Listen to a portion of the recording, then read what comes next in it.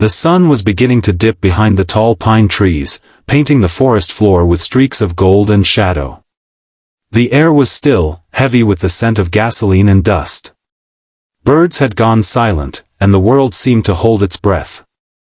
Then, through the quiet woods, came the sound of soft footsteps, small, uncertain, belonging to a little boy no older than 7. His bare feet brushed through the fallen leaves as he wandered, his face smeared with dirt, his clothes torn from days of wandering too far from home. That's when he saw it, something that froze him where he stood. A man, massive, tattooed, and terrifying, was chained to a tree like a wild beast. His leather vest bore a skull and wings with the words, "Hell's Angels," screaming from the back. His arms were cut and bruised, his beard stained with blood. He looked like danger itself. Yet, in that moment, the boy didn't see a monster. He saw pain. If you believe in kindness, forgiveness, and second chances, don't forget to like, comment, share, and subscribe. This story will remind you that even the toughest hearts can still be saved. The man groaned, his head falling forward as the chains rattled. His motorcycle, a heavy cream-colored beast, leaned against a tree nearby, the sun glinting off its chrome. The boy stepped closer, his small hands trembling. He didn't know who the man was or what he had done. But something inside him, that quiet whisper of innocence, told him this man didn't deserve to be left alone like that. The boy had been living in the shadows of this forest since his mother's passing. His father was gone. Some said he rode with bikers once, others said he never came back from a bad deal. The boy didn't understand much about the world of men, but he understood pain. He saw it every morning when he looked into the broken mirror by the old cabin where he sometimes slept. And now, he saw that same pain reflected in the biker's eyes. The man's voice cracked when he finally spoke. "Kid, get out of here, it ain't safe." But the boy didn't run. He only looked at the heavy chains wrapped around the man's chest and arms. Whoever had done this hadn't meant for him to survive long. The boy bit his lip, glancing around, and spotted an old piece of metal lying in the dirt, maybe part of a bike tool kit. Without thinking, he picked it up and started working at the lock. It wasn't easy. His hands were too small, his body too weak. But he tried anyway. The man watched, disbelief slowly replacing his anger. "Why are you helping me, boy?" he finally asked, his voice rough as gravel. The boy didn't answer. He just kept working, sweat mixing with dirt on his young face. When the lock finally snapped open, the chains clattered to the ground like thunder. The biker slumped forward, gasping, his muscles stiff from hours, maybe days, of captivity. The boy reached out a hand, steady and fearless, and helped him up. Something broke inside the man at that moment, not a bone, but something deeper. He had spent years believing he didn't deserve kindness. His life had been a blur of fights, highways, and broken promises. He had hurt people, lost people, and somewhere along the road, lost himself too. But this boy, this small, dirt-covered angel, looked at him like he was worth saving. The biker tried to start his motorcycle, but it wouldn't turn over. The fuel line had been cut.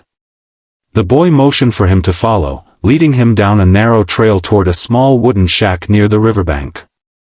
It was nothing more than a few boards nailed together, but inside was warmth, an old blanket, a flickering lantern, and a few cans of food. The man sat there silently while the boy tore open a can and handed it to him without a word. For hours, they sat in silence. The biker finally spoke, told the boy his name was Ray, that he used to ride with a chapter of Hell's Angels but had walked away after a fight that cost his brother's life. His old crew didn't forgive him for leaving, and now they'd made an example out of him. The boy listened, wide-eyed, then said softly, "You're not bad. Just lost." Those words hit harder than any punch Ray had ever taken. The next morning, Ray was gone. His bike had vanished too, but the boy didn't mind. He thought maybe it was all just a strange dream, until, a week later, the sound of hundreds of engines echoed through the woods. The ground shook as more than 2,000 bikers rolled into town, all wearing leather and steel. The boy hid behind a tree, thinking trouble had come for him. But instead, the rumble stopped at the edge of the forest. From the crowd, Ray stepped forward, clean, strong, and standing tall. His vest still bore the scars of the past, but on its back was something new. Painted over the skull emblem was a pair of angel wings, and beneath them, the words, "Saved by kindness." He walked toward the boy with tears in his eyes. Behind him, the riders stood in silence. Then Ray kneeled before the child and said, "You saved me, kid. You reminded me what it means to be human."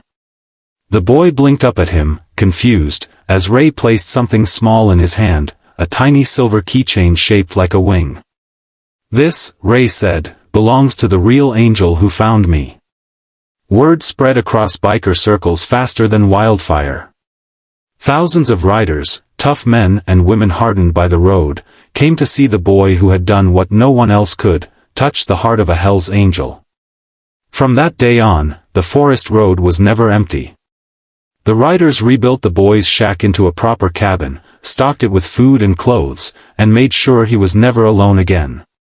Ray became like a guardian to him, visiting every week, teaching him how to ride, how to fix bikes, and how to stand tall. He even formed a new biker group, Angels of Mercy, dedicated to acts of kindness across the country. Wherever they went, they helped people in need, all because one little boy refused to walk away. Years later, when reporters asked Ray what changed him, he simply said, "A boy with nothing gave me everything, hope." If this story touched your heart, please like, comment, share, and subscribe. Let's keep spreading stories that prove kindness still exists in this world.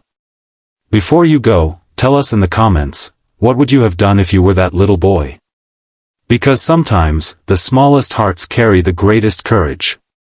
And sometimes, one act of compassion can save a soul, and awaken thousands more.